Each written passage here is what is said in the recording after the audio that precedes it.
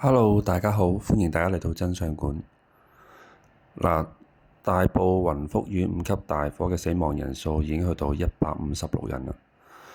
咁災難遇害者辨認組嘅人員呢，就會繼續進行搜索啦。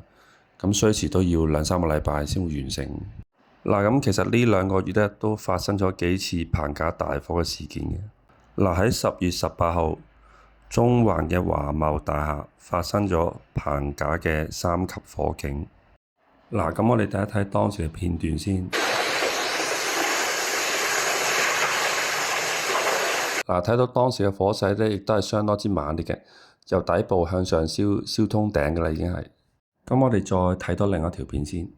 冇消息指有人一度被困身鋼機位置，暫時未接獲嚴重傷亡報告。呢段片呢，更加係睇到外牆呢有爆炸向外燃燒嘅情況。好啦，跟住去到10月29號啦，啟德嘅協調道房協地盤亦都係發生棚架火警。咁我哋睇睇當時火警嘅情況先。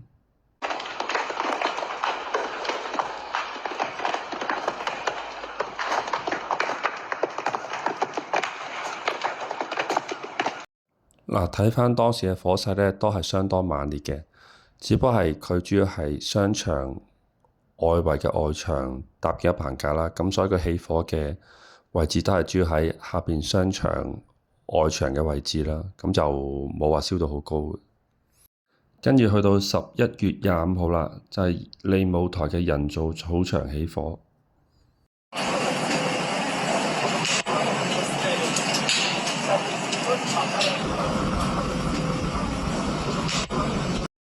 呢單火警呢都算係猛烈嘅，只不過好彩人造草場上面呢純粹係一埲牆嚟嘅啫，咁就燒唔到裡面嘅地方，應該就係冇窗啦，咁就冇傷亡啦。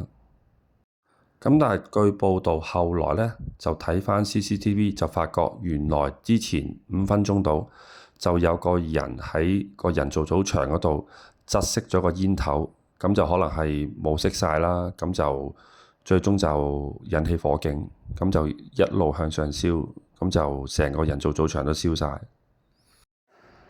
以上3單嘅火警呢，我覺得都係燒得係好猛烈㗎啦，特別係中環華茂廣場嗰次，基本上呢，就已經係同大埔雲福苑嘅5級大火呢，都係差唔多㗎啦，只不過係好彩呢，就冇人死。咁點解政府仲係唔做嘢呢？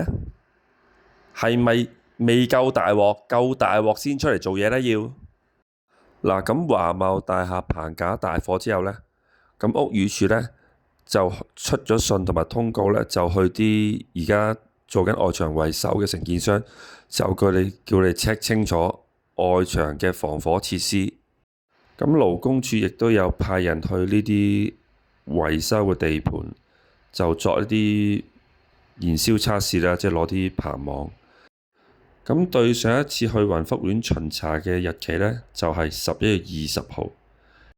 咁我心諗，你巡查，你係有話去巡查，你係咪真係兜個圈望一望啲證書咁就算數呢？咁樣做其實係冇用嘅喎。你攞啲 sample 去睇，去燃燒測試，去試佢係咪真係防火，係咪真係阻燃。咁另外你話淨係隨便喺下邊攞幾個 sample 去做，咁我覺得唔足夠咯。另外巡查嘅時候，唔通睇唔到佢有啲發泡膠黐咗喺啲窗度嘅咩？正常應該係睇到嘅喎。你巡查有冇真係入去睇清楚？或者睇多幾層先，即係好明顯，佢係有去巡查，但係你巡查係做唔足你巡查要做嘅嘢啊嘛。即係巡查呢，就唔係一個程序，就係流水作業咁樣做完就算啦。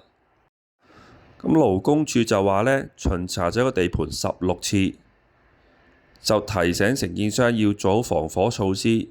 咁但係一路都係出警告信。出警告信出幾多次你先要做嘢呢？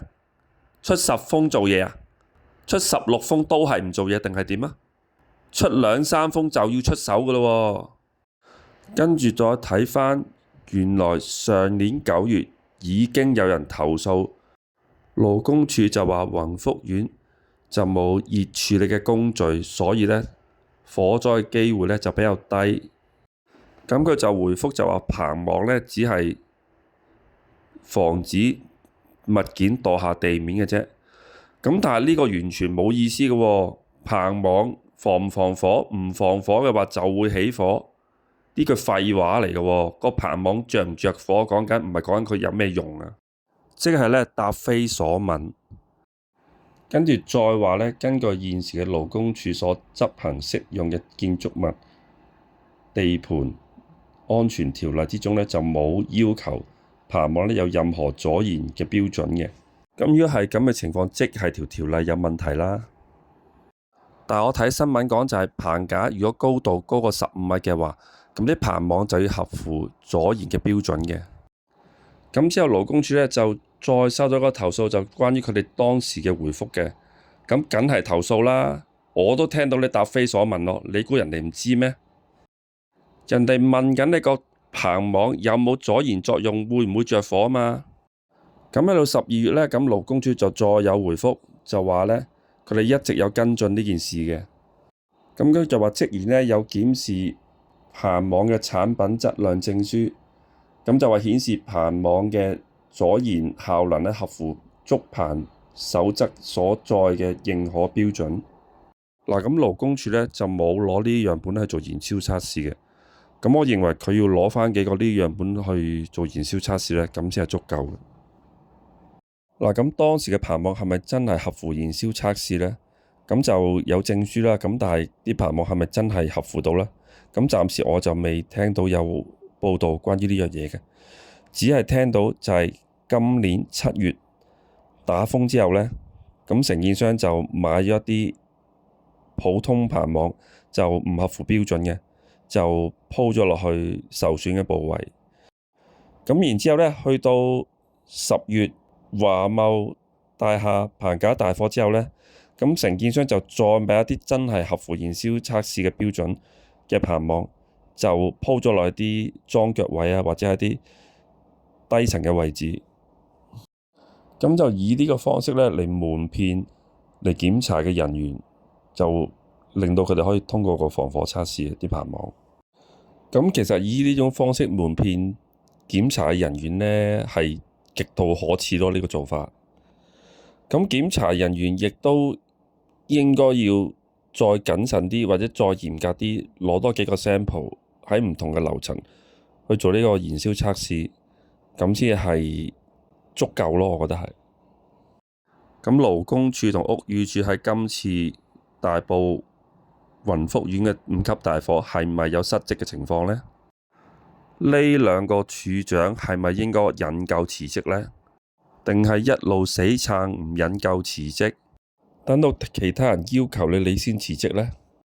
嗱，今次宏福苑5級大火，我認為應該有相關嘅官員呢係需要負上責任嘅，甚至乎廉署都有做得唔好嘅地方喎。嗱，之前呢個報道講話呢間承建商係同個業委會打龍通，然之後呢再請個自己嘅顧問公司，又係打龍通嘅，跟住就一齊令到呢筆裝修費用呢去到3.3億，咁就涉嫌一齊圍標而獲得呢一個維修工程嘅。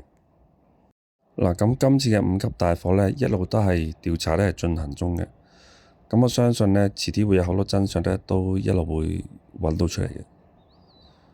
好，今日嘅分享去到呢度先，好，再見。